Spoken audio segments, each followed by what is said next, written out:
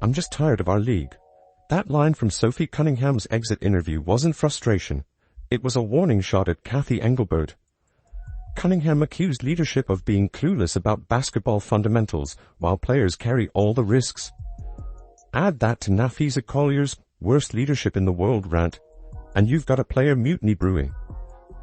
And yet Engelbert's response? A carefully worded PR statement with zero accountability. Let's break down how Sophie flipped the entire conversation in one interview, and how she's exposing Cathy Engelbert's lies about Caitlin Clark. Why did one player's exit interview become ground zero for a league-wide revolt? Because when Nafisa Collier spoke out, she went directly for the top. She didn't waste time dancing around frustrations or giving the usual boilerplate comments. She flat out called Cathy Engelbert the worst leadership in the world. And that wasn't just venting. It was a pointed attack on the way the league has been run, and it hit players, fans, and media like a jolt. This wasn't about a bad season or an individual grudge. It was about systemic failure. The real threat to our league isn't money, it isn't ratings, or even missed calls, or even physical play. It's the lack of accountability from the league office. Since I've been in the league, you've heard the constant concerns about officiating, and it has now reached levels of inconsistency that plague our sport and undermine the integrity in which it operates. Whether the league cares about the health of the players is one thing, but to also not care about the product we put on the floor is truly self-sabotage. Year after year, the only thing that remains consistent is a lack of accountability from our leaders. Collier put her finger on issues that had been simmering all year long. Questionable calls that ruined game flow. Dangerous levels of physicality that left players injured without enough accountability from officials. A commissioner more interested in delivering polished interviews than in actually solving the problems athletes face every night. She was drawing a stark contrast. Players are performing at historic levels. Caitlin Clark bringing in record ratings, Sabrina Ionescu putting on three-point spectacles.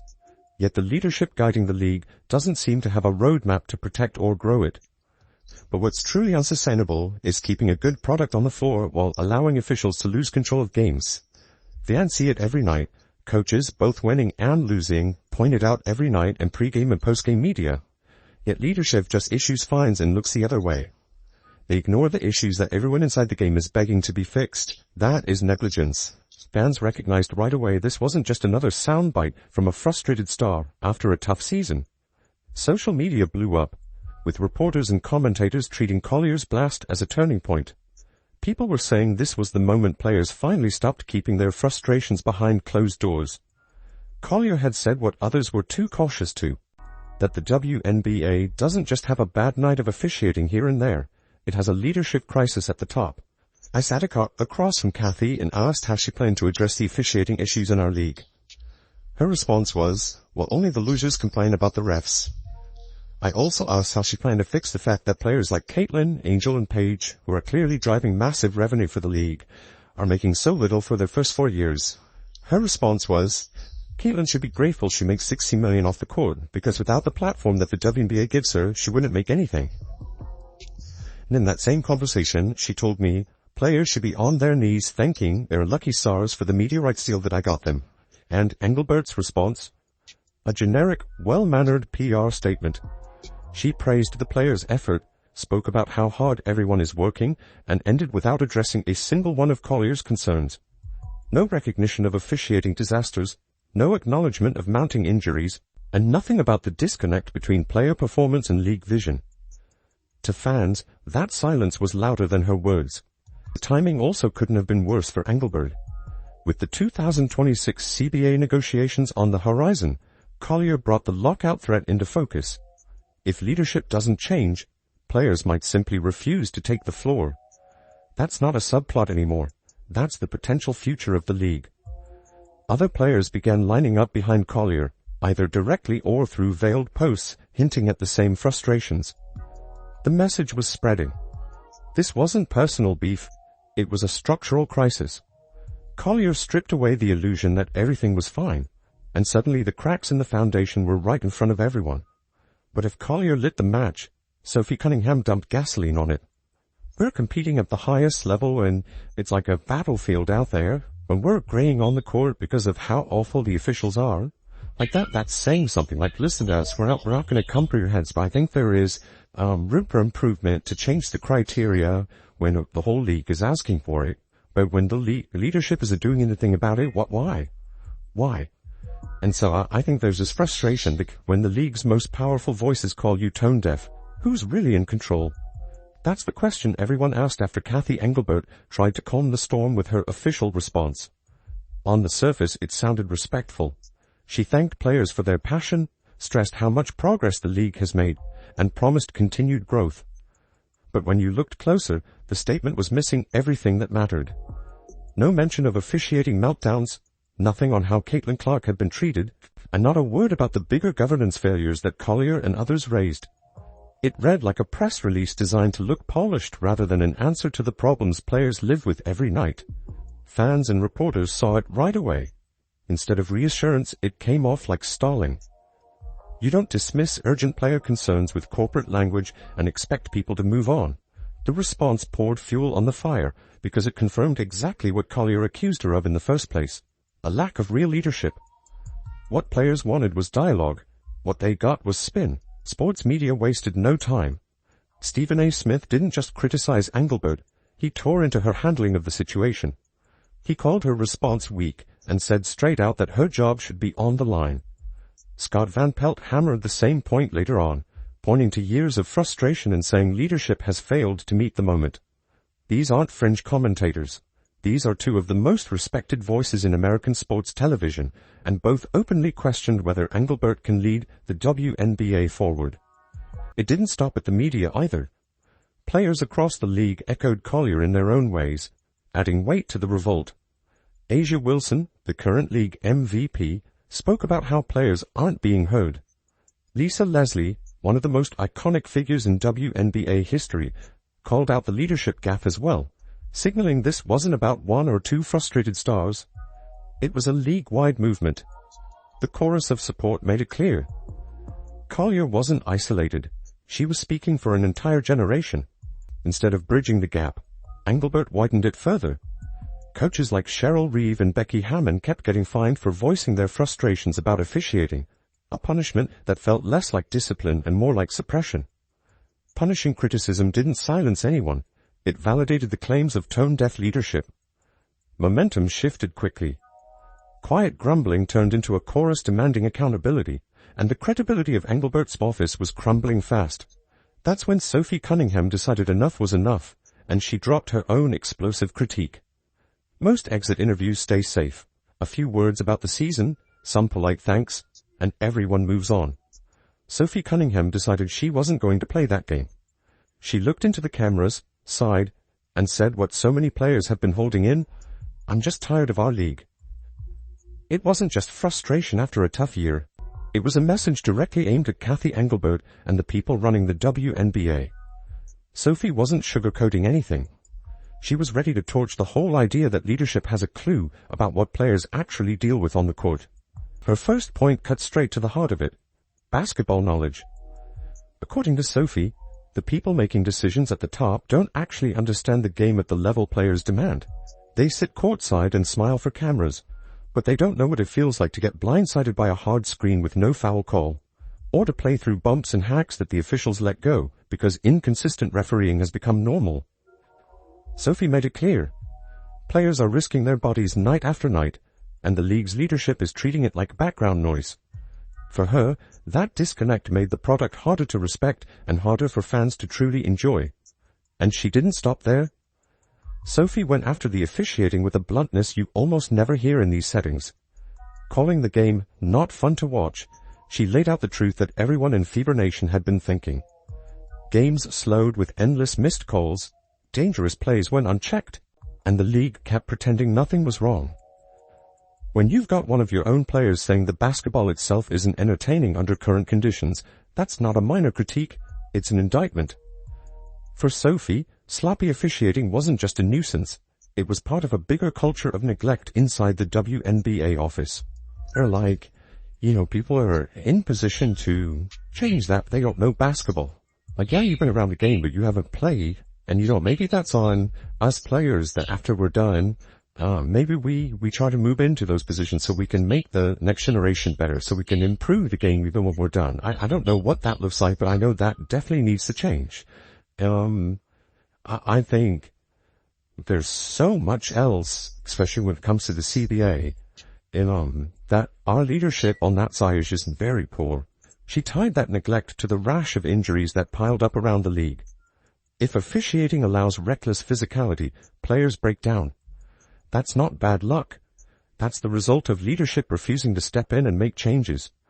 You could hear the fatigue in her voice as she explained it. She wasn't just mad about one hard foul or one bad night on the whistle. She was connecting the dots. Poor governance leads to unsafe play, which threatens careers, and in the long run, hurts fans too. And here's what really set her apart. Sophie refused to let Caitlin Clark become the easy headline. Some of Engelbert's defenders want to paint all the criticism as Clark-driven drama, as if this is about one superstar getting too much attention. Sophie didn't let that narrative fly. Clark matters, sure, but Cunningham made clear this revolt is about everyone. Aaliyah Boston getting hacked down low. Lexi Hull battling on the perimeter. Mitchell, Howard, Sims, all of them dealing with the same treatment. Sophie was defending her teammates, her peers across the league, and the fans who are desperate to see high-level basketball treated with respect.